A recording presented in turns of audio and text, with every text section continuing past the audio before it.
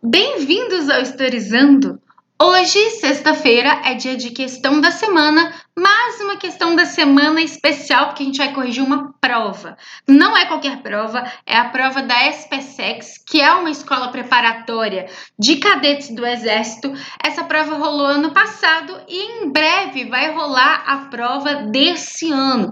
Então, se você se prepara aí para concursos militares, continua assistindo esse vídeo. Se você não se prepara para concursos militares, continua assistindo esse vídeo também, que nós vamos falar de muitos assuntos, nós vamos revisar bastante coisa aqui. E se você ainda não fez esses exercícios, essa prova, você pode pausar ao longo do vídeo para fazer e depois corrigir comigo. Então nós vamos corrigir, revisar alguns conceitos importantes, e se você conhece alguém que vai fazer essa prova, já compartilha esse vídeo. Curte ele se você quer mais conteúdo de concursos por aqui e não se esquece de se inscrever no nosso querido canal. Bom, essa então vai ser a prova D, tá? Existem provas aí diferentes no sentido D, E, F, se eu não me engano, mas o que muda é só a ordem das questões, não muda de fato a questão em si. Então vamos corrigi-la. E aí, lembrando, se você ainda não fez, dá um pause para corrigir depois junto comigo. Escolha a única alternativa correta dentre as opções apresentadas que responde ou completa cada questão, assinalando com caneta esferográfica de tinta azul ou preta no cartão de respostas. Então, beleza. Diferentemente do Enem, essa prova aceita a tinta azul. Vamos lá na questão 33.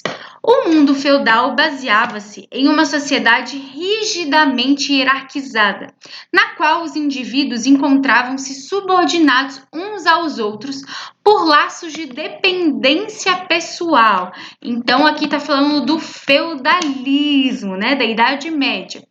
Havia uma grande massa de camponeses presos à terra, que viviam sob o domínio dos senhores feudais e que se dividiam em dois grupos com características particulares. O que ele está querendo aqui da gente? Está querendo quais são esses grupos. Na verdade, o maior grupo de todos, ainda mais pelas características que ele está falando aqui, né, que são os camponeses, com certeza são os servos, né? Isso você não pode ter nenhuma dúvida. O que pode te deixar um pouco aí de dúvida é qual é essa outra categoria, porque na maioria das vezes o que a gente aprende são os servos. Então, vamos olhar as alternativas. Sucerania e vassalagem, isso a galera confunde demais. Sucerania e vassalagem é uma relação de nobreza entre nobres. Todo sucerano e todo vassalo necessariamente são nobres. Só que o sucerano geralmente tem mais terra e o vassalo não. Então o sucerano doa um pedaço de terra para o vassalo e esse vassalo acaba se tornando, por exemplo, um senhor feudal. Então não se esquece disso. Se essa prova gosta de cobrar de você as questões do feudalismo, provavelmente pode cobrar esse ano aí falando de sucerania e vassalagem. Cavaleiros e soldados. Olha só que engraçado. Na verdade, gente, nesse momento da Idade Média, no sistema feudal, cavaleiro, soldado, tá tudo ali no mesmo grupo, né? Por quê? Dentro do exército que existia, né, dentro do grupo de defesa que existia, as maiores posições eram também de nobres. Então, a maioria dos cavaleiros, dos soldados, eram nobres. Claro que poderiam existir servos, outras pessoas aí dentro, né, para ajudar na defesa, mas as maiores posições, com certeza, eram da nobreza. Então, a gente não está falando também desses servos e dessas pessoas que estão presas à terra, como diz aí na questão. C. Servos e baixo clero. Aí já começa aí a atrair a gente. Servo, tudo bem. Baixo clero, não, né? Baixo clero é a igreja, tá? Agora, a letra D é o que a gente procura, que são os servos e os vilões. Mas, Tati, quem são os vilões? Vilões são aqueles que moram nas redondezas dos feudos. E essas redondezas, gente, também é do senhor feudal. Então, os vilões também devem ao senhor feudal. Devem impostos, devem trabalho ao senhor feudal. Só que, geralmente, a gente faz essa divisão do servo, tá? Internamente, principalmente com relação a trabalhos de campo, campo. E os vilões, eles podem ser também artesãos, por exemplo, entre outras coisas. Por isso não é uma categoria única, por isso eu não falo só um nome, né? Porque o certo aqui seria falar servo, se todo mundo aí trabalhasse da mesma forma. Mas você tem essa subdivisão que seria os vilões. E aqui, vilões e salteadores é só para confundir a sua cabeça. Se ficou alguma dúvida, deixe um comentário. Vamos para a próxima. Observem que essa prova não é uma prova de colocar muitos textos, muito interpretativo, igual, por exemplo, um Enem, tá? É uma prova mais direta. Quer dizer que não vai servir para você revisar se você não for fazer esse concurso? Não, não quer dizer. Você continua aqui revisando comigo inúmeros conceitos, beleza? Próxima questão. Que monarca francês representou o ponto culminante do absolutismo em seu país e cujo ministro Colbert lançou as bases do mercantilismo no período de 1643 a 1715? Gente, olha que pergunta mais direta. Quem é esse rei? E deu as dicas do rei, né? Então, primeiro, quais são as dicas que a gente tem? Ele é francês. É uma dica muito importante. Nós temos o ponto culminante. O que significa ponto culminante? É o auge do absolutismo, né? Então, o auge do absolutismo francês. Que figura que eu penso? Gente, se você estuda Antigo Regime, se você ainda não estudou, tem vídeo aqui no canal sobre Antigo Regime.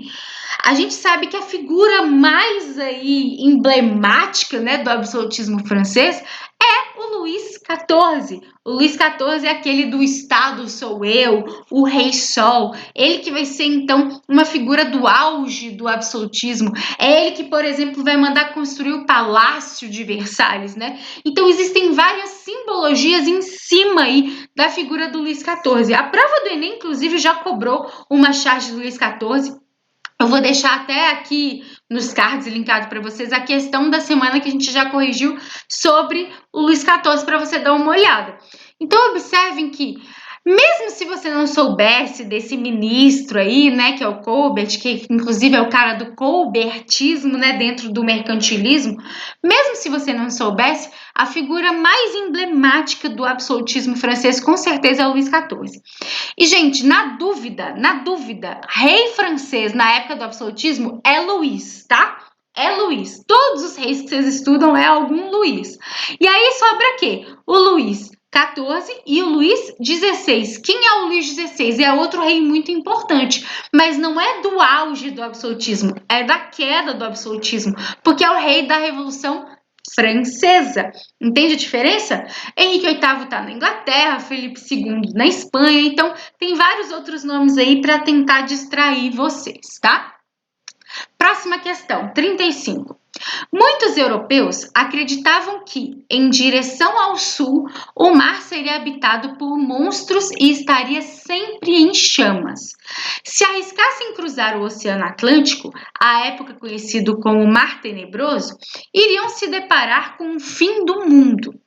Mesmo assim, os portugueses se lançaram às grandes navegações no final do século XV, considerando. Então, olha só, gente. Nós temos aqui a questão já mostrando o que quer. Quer falar das grandes navegações e a gente vai apontar aqui quais são os elementos que estão corretos de acordo com as grandes navegações. 1. Considerando a tomada de Constantinopla pelos turcos otomanos, faz diferença? Faz diferença. Os turcos otomanos vão fechar aí uma parte importante do Mediterrâneo e isso com certeza vai ser uma motivação aí para as grandes navegações, para esses portugueses se lançarem às grandes navegações. Então tá, ok, número 1. Próxima, criação da Companhia das Índias Ocidentais. Eu vou aqui te dar uma dica que vale para toda a sua vida aí nas provas de história. O que significa Índias Ocidentais? Porque existe uma diferença entre Índia Ocidental e Índia Oriental. A Índia Ocidental, no Ocidente, é a América, tá? Então, não tem como eu falar de criação da Companhia das Índias Ocidentais num período em que os portugueses estão se lançando ainda. Eles não sabem o que é a América, tá? Isso vai ser um processo aí depois, posterior. Por isso não tem como. Índias orientais aí significa de fato aí a Ásia, tá? Mais especificamente a região da Índia, mas quando fala Índias, nessa época das grandes navegações, é a região da Ásia ali, próximo à Índia, tá? Não é só o país Índia especificamente. 3. A existência de um poder centralizador e de um Estado unificado. Então, olha só, mesmo com todos os problemas, os portugueses vão ter algumas coisas a favor aí de se lançar com relação às grandes navegações. A tomada de Constantinopla fechando um dos acessos é um deles, e a existência de um poder centralizador de um Estado unificado também. Lembrem-se que Portugal é pioneiro, não só na expansão marítima, mas é pioneiro também na formação do Estado Nacional. Por isso, desculpa, gente. Número 3 também está certo. 4. A descoberta da imensa mina de prata de Potosí pelos lusitanos. Gente, toma cuidado. Essa imensa mina de prata foi descoberta? Foi. Foi pelos lusitanos? Não, foram pelos espanhóis. Então, não. E a última, eu acho que a última pode pegar vocês também, porque fala algo de Portugal, que é a Escola de Sagres, mas a Escola de Sagres não inventa a bússola, tá, gente? Aqui, ó, número 5, a invenção da bússola pelos portugueses na Escola de Sagres. Os portugueses não inventam a bússola já existia. Os portugueses vão estudar a bússola e outras questões na Escola de Sagres, aí tudo bem, mas a bússola já era aí árabe, tá? Uma invenção árabe, então não tem essa invenção. Por isso, o gabarito vai ser letra B, 1 e 3, correto? Alguma dúvida? Deixa aqui embaixo, nós estamos aqui revisando vários conceitos importantes para essa prova e para várias outras provas. No começo do século XVI, interessado em construir a Basílica de São Pedro em Roma, o Papa Leão X negociou com o banqueiro Jacob Führer a venda das indulgências, que garantiam o perdão dos pecados àqueles fiéis que as comprassem.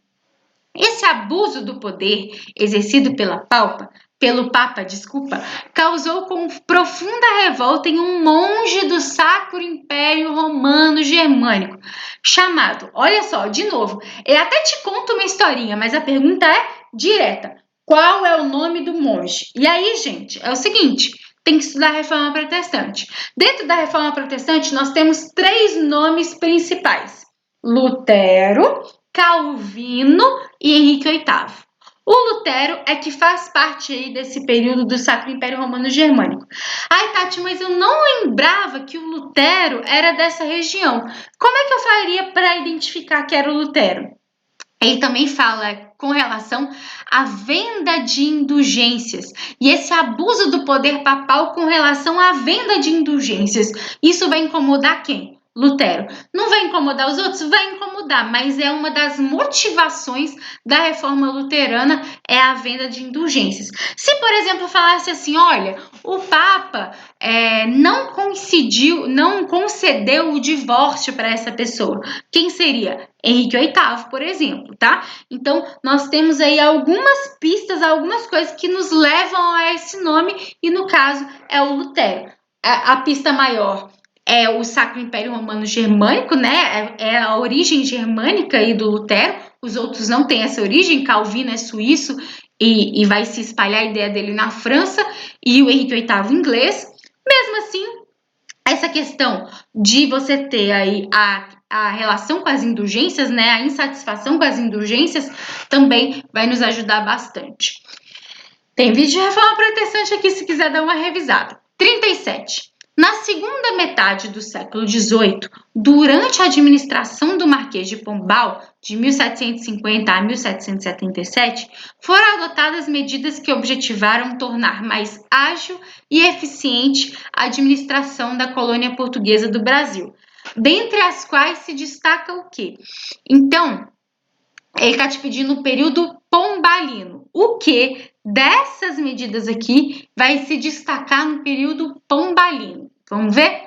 Letra A elevação do Estado do Brasil à categoria de Reino Unido de Portugal e Algarves. Gente, Essa elevação aconteceu no ano de 1815, no período joanino. Nossa, Tati, mas eu não vou saber de cor essa data. Tudo bem, mas você precisa entender que essa questão de Reino Unido, de unir mesmo a situação, só no período joanino, só com a corte portuguesa no Brasil, tá? Então, não é o caso. Letra B. O reconhecimento da importância das regiões sul e sudeste em função do incremento do ciclo econômico do café. Gente, olha só, vai ter reconhecimento dessas regiões. Essa alternativa é a que eu chamo de me engana que eu gosto. Por quê? Começa ali bem atrativa, porque de fato o Pombal vai tomar algumas medidas que envolvem a região sudeste e a região sul, mas começa legal, termina nada legal. Por isso me engana que eu gosto. Por que eu tô falando isso? O ciclo do café, gente, é só no período imperial. A gente nem chama de ciclo, né? Essa prova aí, pelo que eu tô percebendo bastante dela, é uma historiografia muito tradicional, né? Tão tradicional que eles fazem perguntas aí mais diretas para vocês. Isso quer dizer que é ruim? Não, quer dizer que é um estilo diferente e a gente precisa entender o estilo de cada prova que a gente vai fazer. Então, e eu reconheço isso quando se usa esses nomes, por exemplo, como ciclo do café, né? Não existe essa questão de ciclo, não é o início e o fim. Mas, enfim, não tô aqui para filosofar, tô aqui para te ajudar a fazer essa prova. Ciclo do café é só a partir do primeiro reinado, tá? E aí o auge vai ser no segundo reinado, então no período imperial, por isso não posso marcar. Letra C. Transferência da capital do estado do Brasil, de Salvador para o Rio de Janeiro. Certinho. Lembra do que eu falei das medidas que o Pombal vai tomar de acordo com a região sudeste, por exemplo, e sul? Isso tem a ver, por exemplo, com uma dessas medidas. Ele vai mudar a capital. Muita gente confunde, acha que é o Dom João VI que mudou a capital, mas quando o Dom João VI e a corte real, a família real, chega no Brasil, já tinha se alterado essa capital, já tinha aí o Rio de Janeiro como capital, como centro aí da colônia, beleza? Então essa tá ok, tá certinho. Letra D. O estado do Grão-Pará e Maranhão recebeu a denominação do estado do Maranhão. Não, tá? O que nós temos aí de diferente é... O Grão-Pará continua sendo o estado do Grão-Pará, tá? Mas o que a gente vai ter de diferente é que ele vai tirar as capitanias hereditárias. As capitanias hereditárias vão deixar de existir e as divisões vão ser chamadas de províncias, tá? E por último, a restauração do sistema. Ai, gente, olha que bonitinho, eu juro que não foi combinado. Eu acabei de falar para vocês, né, que na verdade é o contrário. Então, essa alternativa, eu chamo ela de um distrator de oposição. Se você não viu o vídeo sobre distratores de provas aqui no canal, eu aconselho muito você a ver. Eu aqui consigo identificar alguns distratores que você pode estudar sobre para te ajudar na hora da prova. E aí, mesmo você não tendo muita certeza, isso vai poder te ajudar, tá? Eu fiz o vídeo foi feito baseado na prova do Enem, mas você pode usar para outras provas também, não tem problema. Tudo certinho? Se tiver alguma dúvida, deixa aqui embaixo. 38. Assim como os fenômenos físicos, diziam os iluministas, as relações entre os indivíduos são regidas pelas leis da natureza. Os pensadores iluministas podem ser divididos em dois grupos, os filósofos e os economistas. Inclusive aqui no canal tem um vídeo dividido por dois, tá? Pelas duas questões. Respectivamente, são representantes desses dois grupos. O que a gente precisa tomar cuidado? Respectivamente. Então, necessariamente, o primeiro nome tem que ser da parte dos filósofos, né? Não, assim, na verdade, todo mundo é filósofo nessa época, tá, gente? Mas, enfim, de novo, aqui é uma historiografia mais tradicional. A parte aí mais filosófica, digamos assim, é o primeiro nome, tem que ser o primeiro nome, e a parte mais econômica, o segundo nome, beleza? Voltaire. Voltaire é um nome aí do iluminismo? Sim. É um nome aí filosófico? Sim, certo. Adam Smith é um nome do iluminismo? Sim. Do liberalismo econômico. É um economista? Sim. Gente, já de cara na letra A já tá a resposta. Ai, Tati, mas eu sempre fico insegura. Normal. O diferente seria se você não ficasse. E você precisa mesmo observar as outras alternativas, né? Diderot, iluminismo, filósofo, sim. Montesquieu é iluminismo e filósofo, não está dentro aí da categoria econômica. Por isso, os dois são iluministas e os dois são filósofos, não responde a alternativa. C. Piaget é um autor da educação, tá? Não é inclusive desse período, se eu não me engano, né? Posso estar enganada, que eu não lembro a data de cor, mas não tem a ver diretamente com o iluminismo aqui. E esse cara aqui, ó, François Quesnay, eu não sei, desculpa, meu francês não tá muito bom. Ele da parte econômica do iluminismo, ele é uma pessoa, um economista aí da fisiocracia, porque dentro do iluminismo, na parte econômica, a gente tem o liberalismo econômico do Adam Smith, e a gente tem a fisiocracia com alguns autores, como esse aqui, por exemplo, como esse cara aqui também, ó, Vicente Gournay, ele também faz parte desse grupo. Então, você pode se confundir graças a isso. Assim, eu não ia ficar muito confusa não, porque, por exemplo, Piaget eu teria certeza que não era, então eu já poderia eliminar. Então, gente, lembre-se, você vai estar numa prova. Se você vai estar numa prova, você vai ter que usar todas as suas armas. Inclusive, se você não sabe de tudo, pelo menos metade você sabe, você consegue eliminar, né? Piaget a gente já eliminou. Esse cara aqui, como eu disse, é da parte econômica e esse aqui, como eu disse, é da parte filosófica. Então, ó, inverteu os nomes, tá? Então, não. Por isso, respectivamente, é importante a gente prestar atenção. E esse cara aqui, como eu disse, também é da parte econômica, então não estaria certo de qualquer forma. E o Sartre não é desse período. É um filósofo, sim, mas não é desse período, tá? Próxima questão.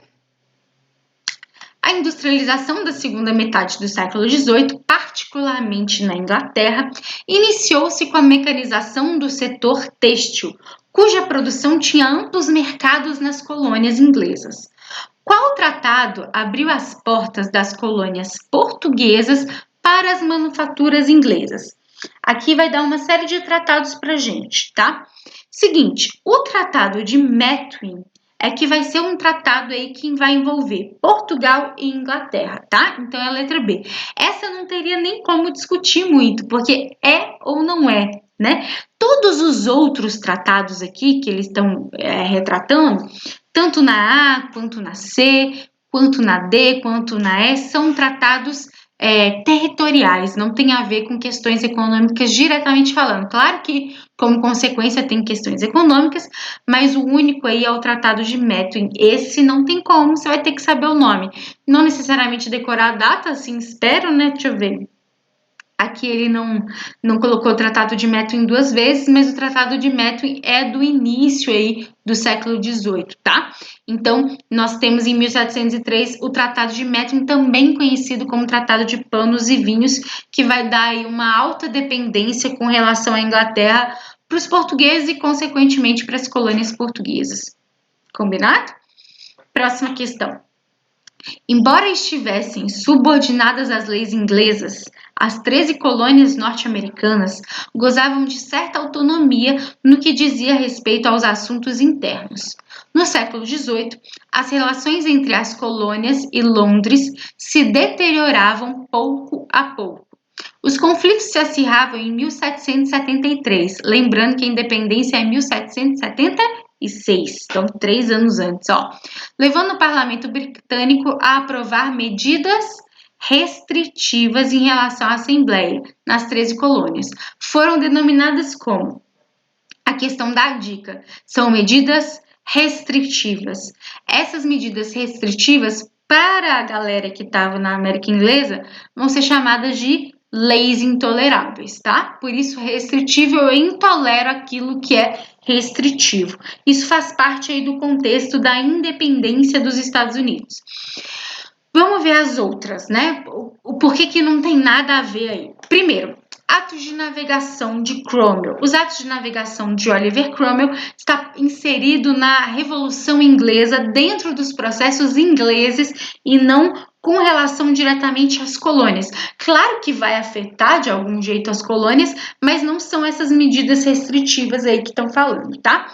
O Pacto de Mayflower. O que é o Mayflower? Mayflower é o navio aí que veio com os imigrantes aí, os colonos das 13 colônias, Por isso, essa questão do Mayflower era no começo e não no processo de independência.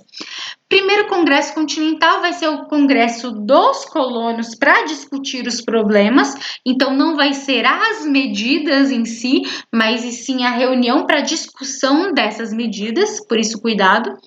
E essas leis de Townshend aqui também são leis anteriores e é por isso que as leis intoleráveis, por isso medidas restritivas, é que vai nos atender melhor. A 40, então, é a C, beleza?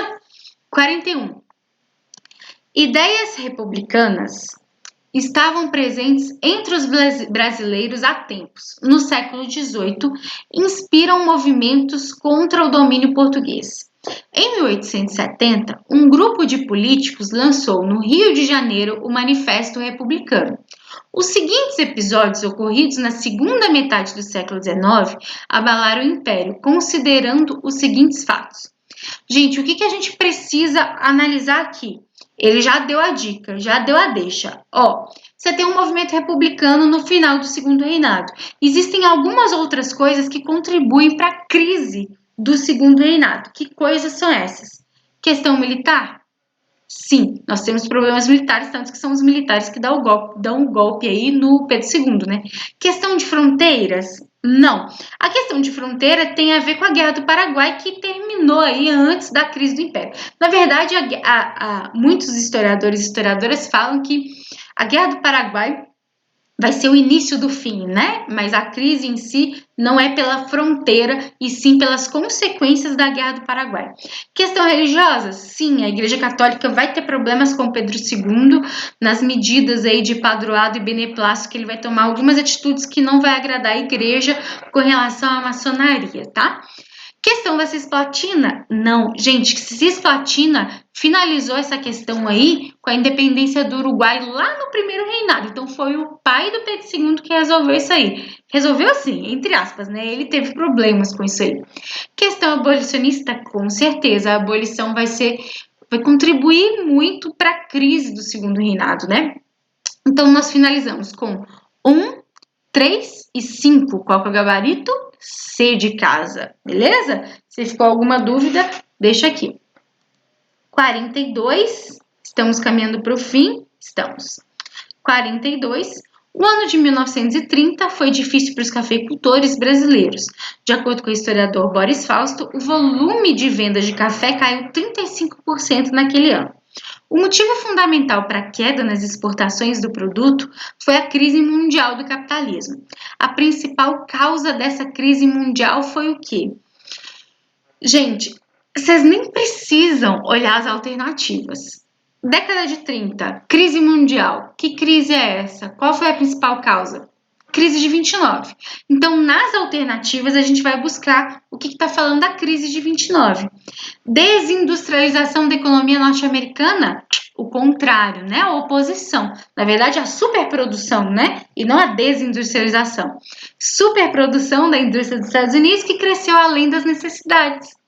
Isso está resumindo o quê? A crise de 29, tá? Então, letra B de bola é a certa. C. A vigorosa industrialização da União Soviética? Gente, não. Não. Que satisfatoriamente os mercados internos. Gente, a União Soviética nesse momento tinha uma economia fechada. Então, ela vai atingir, essa economia da União Soviética nesse momento vai atingir ao mundo inteiro? Não, pelo contrário. Inclusive, a União Soviética foi uma das únicas nações a não ser afetada pela crise de 29, justamente por ter essa economia fechada, beleza?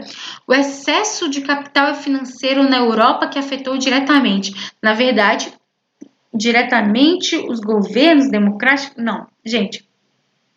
E ainda o surgimento de governo democrático. Está tudo errado. Primeiro, excesso de capital financeiro na Europa. Não, na verdade, nós no início aí nós temos um problema de falta, né, devido à guerra, e aí eles conseguem se recuperar, mas não é excesso. O excesso está nos Estados Unidos, tá?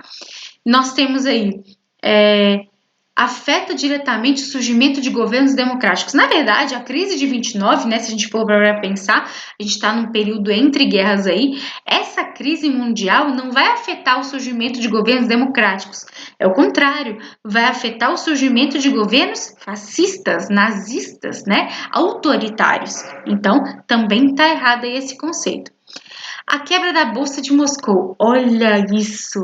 Essa fizeram de sacanagem. Quebra da Bolsa? É a quebra da Bolsa. É de Moscou, gente? É de Nova York. Olha como a prova pode ser sacana. E se a pessoa ficar viajando na hora da prova, ela pode cometer erros grotescos. E perder ponto não é nada bom. Que acabou por induzir falência de empresas. E milhões de desempregados nos Estados Unidos. Então, gente, Moscou lá na Rússia, o problema lá na Rússia tá errado, né? Próxima. 43. Se por um lado a Guerra Fria significou a inexistência de um conflito direto entre as superpotências, por outro, a disputa entre elas por áreas de influência em todo o mundo deu-se de forma intensa. Uma conferência internacional que reuniu 29 nações africanas e asiáticas em 1955 teve a intenção de ser uma alternativa à bipolarização mundial entre os Estados Unidos e a União Soviética. Essa conferência foi realizada onde? Também, pergunta direta, tem que saber onde que foi. Gente, seguinte, que conferência é essa? Conferência de Bandung, não tem nem o que discutir com vocês, né? As outras aí, algumas, eles estão falando, por exemplo, Teherã e Yalta, são tratados aí no final da Segunda Guerra Mundial, entre o final da Segunda Guerra e o início da Guerra Fria. A pessoa pode aí fazer uma confusão. Panmunjom é com relação à Guerra do Vietnã, tá? E Varsóvia, o Pacto de Varsóvia também não tem relação direta com isso, tem mais a ver com o contexto aí da Guerra Fria também, mais especificamente da União Soviética.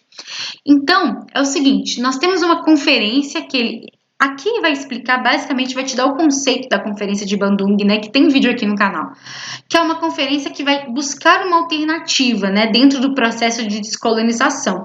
Então, eu não quero nem de um lado nem de outro, eu quero ser neutro. Então, a conferência de Bandung, junto com nações africanas e asiáticas que estavam passando por esse processo aí de dificuldades com relação à descolonização. Combinado? Essa aí não tem jeito, gente. Não tem nem como eu falar, olha, poderia ser essa aqui. Não. Qual é a conferência? A conferência Bandung. É isso. Não tem o que questionar. Próximo. E eu acho que, se eu não me engano, é a última. Isso. Se você está assistindo até agora, comenta aí. Cheguei na questão do Sarney. Comenta aqui, eu quero saber se você chegou na última questão. Eu sei que é um vídeo longo, mas que a gente está revisando aí para uma prova que logo, logo está chegando. Em 1985, a inflação brasileira chegou a 235% ao ano. Básico, né? Para corrigir essa situação, o governo Sarney anunciou em fevereiro do ano seguinte um plano de estabilização econômica conhecido como Plano Cruzado. Observe as afirmações. Então, a gente precisa achar nessas alternativas, né, de 1 a 5, quais são as que têm a ver com o Plano Cruzado. É o real, número 1, instituição da moeda chamada real, o plano é cruzado. E vai colocar uma moeda chamada real? Não, né, gente? Plano real é mais para frente. Congelamento de preços. Sim, gente, Sarney vai ficar muito conhecido por essa questão de congelamento de preços, né? Por achar que isso aí vai ser uma boa resposta para a inflação. 3. Gatilho salarial determinado que os salários seriam reajustados sempre que a inflação chegasse a 20% ao mês. Sim, gente, tanto o controle de salário quanto o controle de preço vai ser aí uma estratégia do governo Sarney para tentar manipular essa inflação. Dá certo? Não muito. No começo dá até uma encantada, assim, né? Essa questão do congelamento, aí lança aí a questão dos fiscais do Sarney e tudo mais, mas depois vai por água abaixo. Substituição da moeda do país, o cruzeiro pelo cruzado novo. Gente, olha isso, que loucura, né? Isso é para pegar vocês. Isso é para pegar vocês, saber a moeda de cor. Mas não, se é o plano cruzado, é para a moeda cruzado, beleza? Introdução da unidade real de valor, URV. a URV é uma unidade instalada também no plano real. Então, olha só como essa prova pode ser capciosa, né? O gabarito é letra C, 2 e 3. A gente precisa tomar muito cuidado com ela. Você que vai fazer essa prova, precisa se atentar, porque cada palavrinha aí é muito importante, né? A gente aqui, ao longo dessa correção, observou isso. Se você teve alguma dúvida até aqui, deixa um comentário que eu posso te ajudar. Aqui embaixo, no box de informações, e também vou tentar colocar no comentário fixado, eu vou deixar uma lista de vídeos com todos os assuntos que a gente trabalhou aqui, todos esses assuntos que a gente falou aqui dessa prova, né, que foi cobrada do ano passado, todos eles já tem vídeo aqui no canal. Então, se você sentiu que você precisa de uma revisão mais específica de algum assunto, vai nesse vídeo que eu vou deixar linkado. Se você conhece mais gente que vai fazer essa prova, espalhe esse vídeo, por favor. Se inscreve no canal se você ainda não for inscrito. E se você tiver alguma demanda de alguma outra prova, de algum outro concurso, comenta aqui. A minha intenção é ajudar vocês sempre. Se inscreve, curte o vídeo. Lá no Instagram eu também tô lá, @historizando_tati, para mais sugestões. Também comenta aqui, manda mensagem lá. Fique à vontade, o Historizando é nosso. Combinado? Eu agradeço muito a sua atenção. Um beijo e até a próxima.